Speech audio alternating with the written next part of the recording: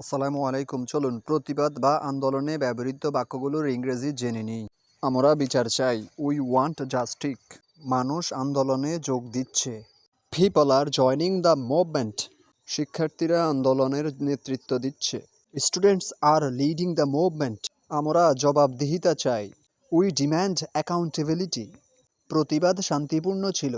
The protest remained peaceful. এটি একটি গণ আন্দোলন। This is a public movement. Scroll না করে দয়া করে সম্পূর্ণ ভিডিওটি দেখুন এবং ভালো লাগলে আমার চ্যানেলটি সাবস্ক্রাইব করুন। এই প্রতিবাদ ন্যায্য। This protest is justified. আমরা তাৎক্ষণিক পদক্ষেপ চাই। We want immediate action. এই আন্দোলনে ইতিহাস বদলেছে। This movement changed history. এটি একটি ঐতিহাসিক আন্দোলন।